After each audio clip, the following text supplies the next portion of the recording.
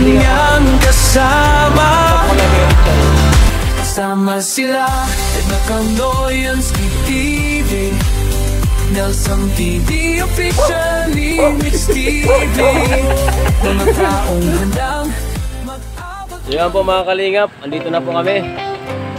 Lulusubin na po namin yung kaputikan doon sa bahay. Pupunta po kay Kuya Richard.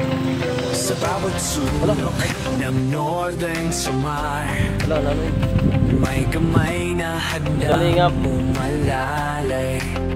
Hindi hadlang ang pagod at hirap, basta't may pusong handang maglingap. Laging nagkakaisa, laging nagtutulungan para mapasaya kahit anong hirap. Yung mga kalingap po, butik na po yung dinadaan sa kapwa ng inilingap, pagkasay hatid sa pangarap. Sa bawat barangay kami maghahanap ng pamilya nais na matulungan. Joey the Great at kanyang kasama, mababait na puso, handang magbigay saya. Walang mahirap, pagsama-sama, laging maglilingap sa taong mahirap. Parang hinugot yung paa mo pababa. Asahan ninyo, kami andito, bigay timoy noon para sa iyo. Sama-sama, tayo'y magtulungan, pag-asa't saya ang aming alay. Mapahifin at may panalaro, tulong-tulong para sa pagbabago.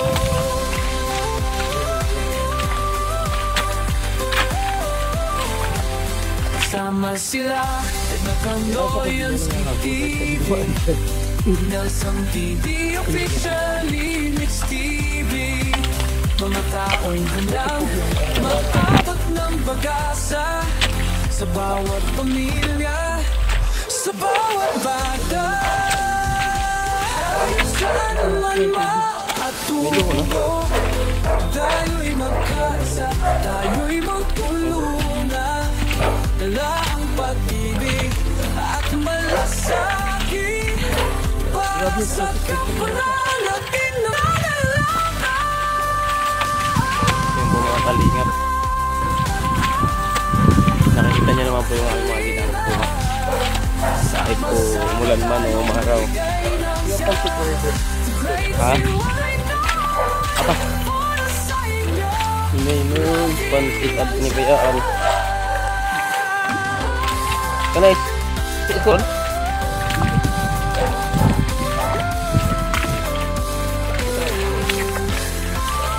Hindi may gimbot ang pansit talaga.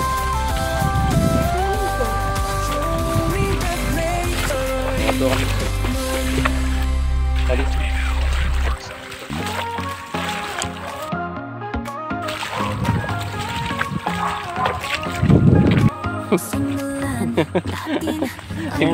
Buko dada. Iya sini kaya to mga ito. Dinapil to karabaw. Ah. Ame uyong. Oh, amoy.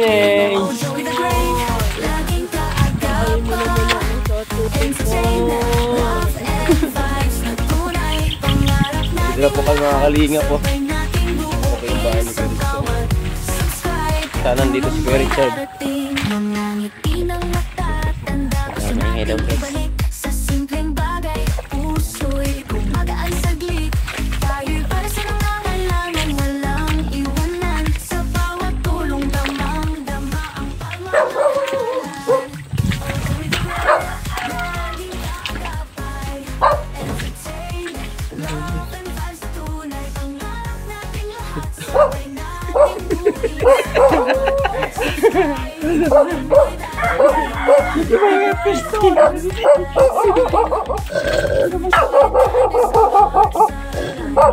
Okay, Richard, shout out.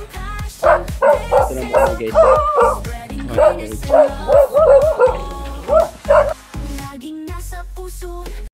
So yun po mga kalingap, andito po tayo sa bahay ni Kuya Richard.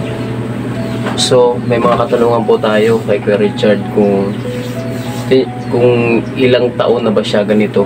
So si Kuya Richard po mga kalingap, beneficiary po ng aming Ambassador Joey the Great. Si Kuya Richard po mga kalingap is yung ganito pababa, kuya, wala na no? Mga ilang taon na po yan? 4 na. November yun ng katarado. So ano po yung dahilan kung bakit daw kayo nagkaganyan? Na-accident ako sa motor, angkas lang ako ng kapatid ko.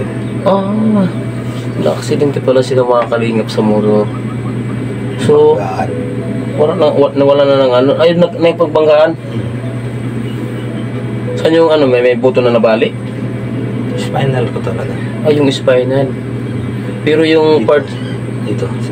ay dyan banda. Oo. At saka dalawang Yung gulo ko doon. Gusok ko. Iwala yan. Dito. Kaya pag tumagilid ako sa bilang sakit. Durog ako. Wala na ba talagang paraan para maibalik yung mo? Hindi ko alam kasi malaki. Malaki. 300,000. Yung halaga. So mga kalingap, sa palagay ko mga kalingap, may pag-asa pa to si Kuya Richard kung may pira lang po sana sila. Sa Pero di sinabi ng doktor sa amin dun sa Tacloban na ang sitwasyon ko sa likod ko ganito. Lumabas ako, di ko alam kung anong parang itinago nila yung hindi mo lang ipinakita yung x-ray sa'yo. Hindi naman namin sabihan na ganito ang nangyari sa likod mo, ganyan. So paano mo nalaman na ganun yung mo? Nalaman ko nun, 3 years na ako na ganito. Nag-check up ako sa Katarman Hospital. Mayroon akong kaibigan na doktor at saka yung kaibigan ko na nurse. Sinabihan yung doktor na mo sa pamilya ko. Bakit ganito na hindi siya nakakalakad. In-x-ray ako, 5 x-ray. Doon nakita na yung likod ko Pali-pali. durog yung parang yung spinal ko ganyan. Tapos durog ko. Yung gusto ko talaga. So may mga doktor po talaga mga kalingap na hindi nagsasabi po ng totoo. Hindi naman lang nagsabi na hindi namin kaya kung tayo sa Maynila. Wala mang problema sana yun kasi nakagawa naman ng paraan. Pero wala. Parang kagaya po nung nagpa-check up po ko din sa sa may atay. May fatty liver po ko at saka may bato sa abdo. So, ang sinabi na lang ng doktor, pag sobrang masakit na, punta ka na lang dito. Wala man lang binigay sa akin mga gamot, yung fatty liver, mga kalingap. So, anong klaseng mga doktor mga ganyan? Dapat isinasabi niyo po sa mga pasyente yung mga ganyan. Kasi, malay natin, merong pang paraan makakuha ng pambayad, panggasto. So, please lang po sa mga doktor na hindi po nagsasabi ng totoo, ipaliwanag niyo po ng maayos sa pasyente o kahit man lang sa mga kasamahan nila para alam nila kung ano po yung gagawin. So Kuya Richard, nagpunta si Ate Marian sa landing pad, no? Kasi yun nga po mga kalingap, si Kuya Richard po hindi na po talaga siya makagalaw. Dito lang po siya maghapon, magdabag, natutulog, walang kasama. Bali gabi na lang po kayo nagkakasama ng mga anak niyo at mga asawa, no? Po kasi Ate Marian po may trabaho po mga kalingap. Taga-side lang po para magkaroon po sila ng pagkain po sa araw-araw. So, nagkapasalamat po ko sa mga nagbibigay po ng pagmamahal kay Kuya Richard dahil alam nila po yung kalagayan ni Kuya Richard. Sobrang thankful po ako sa mga taong mapuputi po yung puso, lalo na po sa aming ambassador mga kalingap. Siya po talaga yung una na nakapansin sa kalagayan ni Kuya Richard. Dahil po kung wala si Ambassador Joey the Great, si Kuya Richard po ngayon ay sobrang naghihirap. Kaya malaking pasasalamat po sa ating ambassador na ang bait-bait niya po mga kalingap at tinutulungan niya po talaga yung mga mahirap. Yung po yung aking ina-apply ngayon dahil po kay Joey the Great. So mga kalingap, gusto ko rin pong maging kagaya niya, tumulong din po sa mga hirap. Kaya po nandito po ako para maggawa po ng kagaya ng ginagawa nila ang Joey the Great, ang tumulong po. So antayin na lang po natin si Ate Marian kasi sinusundo pa ni Nelson. So, ang papayo ko lang sa iyo, Kuya Richard, is pakatatag ka lang po, lakasan mo lang po yung pananalig mo sa Panginoon. Huwag ka pong panghihinaan ng loob. Isipin mo po yung mga anak mo na nandyan, kahit po ganyan ka po, tanda mo po na mahal ka po ng yung mga mahal sa buhay. Ano lang po sa Ate Marian, hindi ka po iniiwanan. So yun lang po mga kalinga. Paano masabi mo sa asawa mo kay Ate Marian na hindi ka pinababayaan? Sabi lang sa asawa ko, nagpapasalamat ako siyang naging asawa ko. Kasi kahit sa hirap, hindi ako niya iniwan, nilagaan niya mga anak ko, pati ako. Kung iba lang yan, nung pa, iniwan na ako. So si Ate Marian po talaga yung first, ano mo, yung una mong asawa, wala nang iba. Oh, grabe mga kalingap. So yun lang po mga kalingap. Thank you so much po. Andito na po si Ate Marian. Ingat po kayo palagi. Chewing.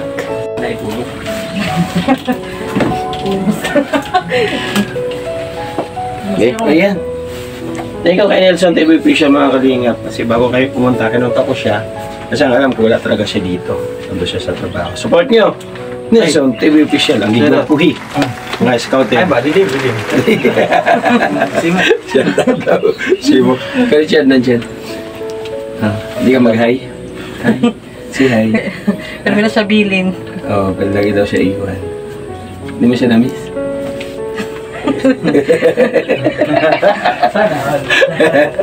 Miss. Mas na-miss. Kasi mga anak niya. Nag-aral po. Oo, mag-aaral. So, ano yung pwede natin pag-usapan? Kaya Chad, ikaw nga mag-open. Ha? Hindi ako salita. Ha? Ayaw mo?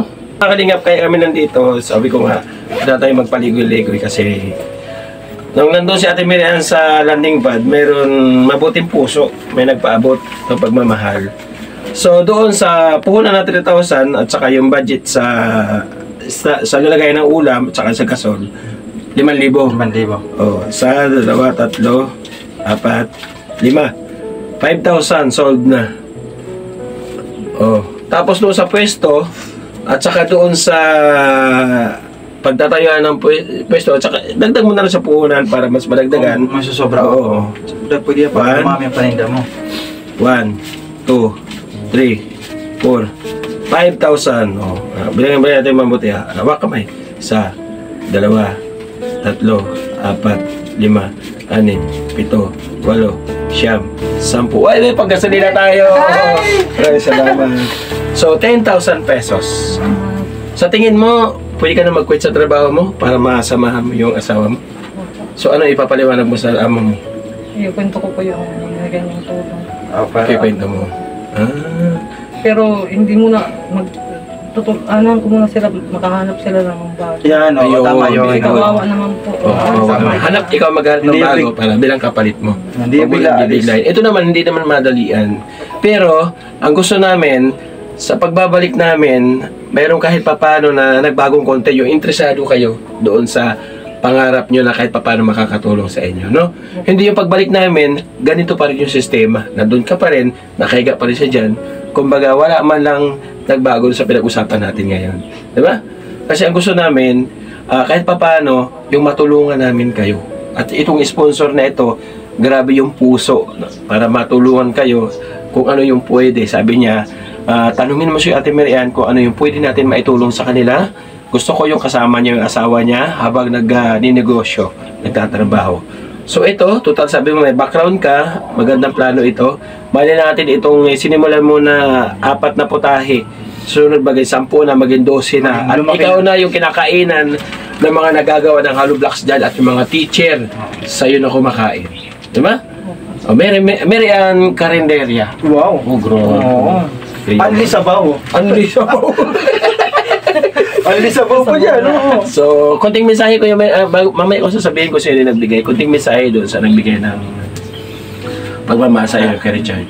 Maraming salamat po sa nagbigay po sa akin ng tulong. Malaking tulong po to sa amin. Lalo na sa asawa ko. Kasi wala siya palagi rito. Naano niya yung mga anak ko. Salamat po. Maraming salamat po. Maraming blessing sana dumating sa iyo. Maraming salamat. Ate Mel. Kawa ka mo, Mike. Messi. Maraming salamat po sa binigay niyong tulong. Sana po, pagpalain pa po kayo. Kuya Joey, sa inyo po. Dahil sa inyo din po. Maraming salamat po. Ano lang po kami, gabay lang kami. Kami yung naghahatid. Kami yung tulay. Kabaga, sila talaga yung nagbibigay ng kalakasan sa amin. Hindi ko naman po gusto iiwan siya dito, pero pag hindi po ako kumilos, walang kakainin kami. Oo, Ang tama mga anak yan. po nag-aaral po. Sino pa yung kikilos, di ba? Tama yun, Ate Marian. Kasi ko yung mga bata nag-aaral, hindi ko makain. Kahit masaling sapatos sinusuot, parang wala akong maibigay. Kasi una, Ibig sabihin yung pumunta ka sa Lanipad. wala kaya Joey.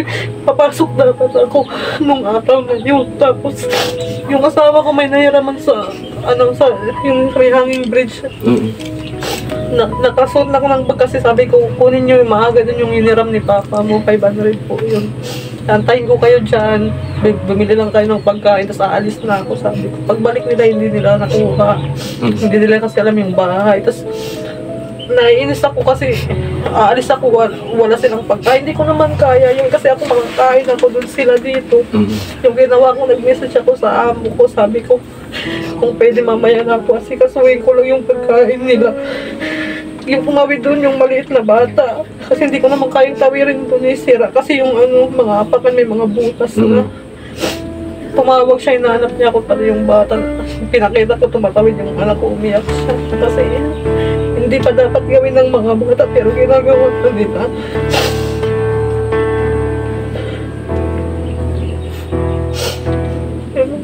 Wala talaga pinupunta kami doon kahit Yun pagsakay. nga sabi ko, sa tulad na sabi ko doon sa Lanipad, hindi yan maglalakas ng loob pumunta dito nang hindi talaga nangangailangan. Kaya lahat, kailangan malakas yung loob mo.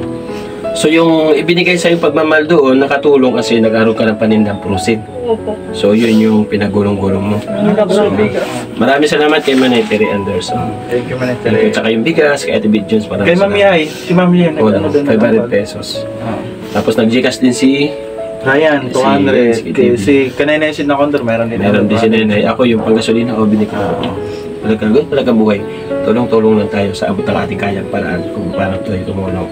So ganun pa man, muli pasalamat natin, bubuyoy na ako.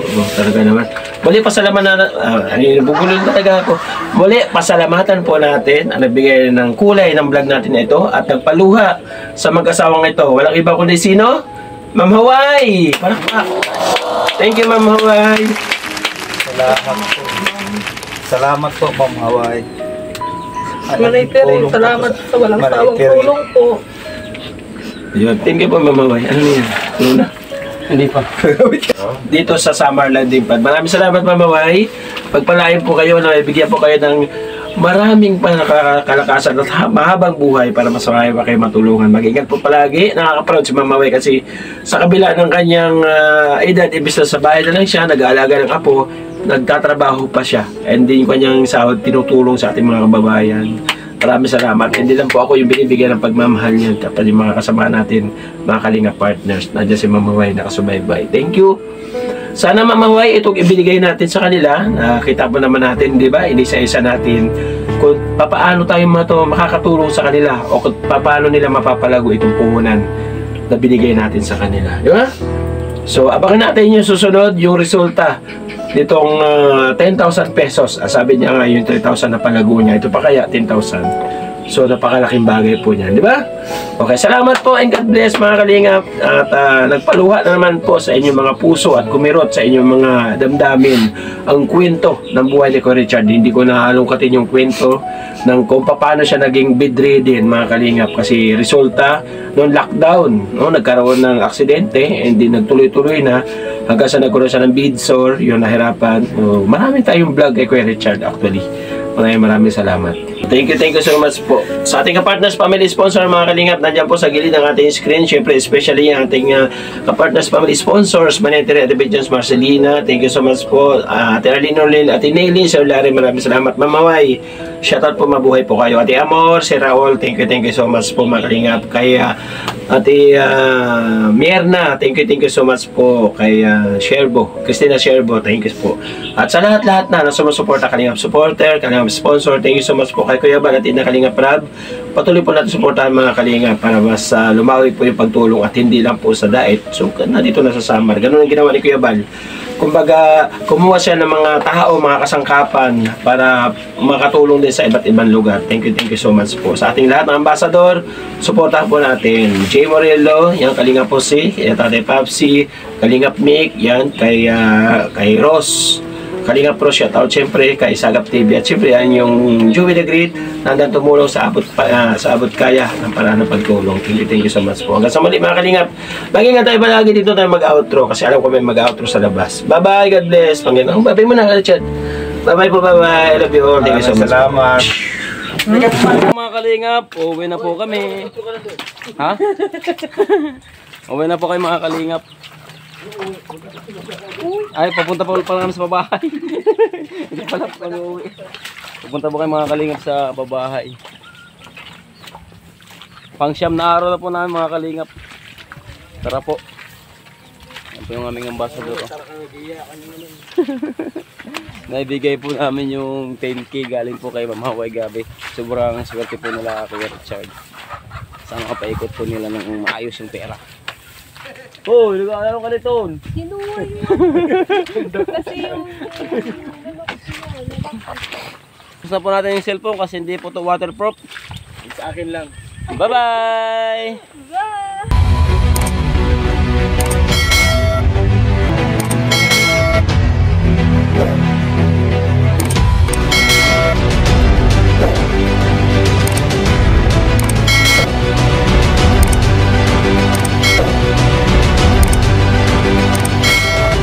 Subscribe sa Lemix TV. Subscribe Slimix TV. Subscribe Lemix TV.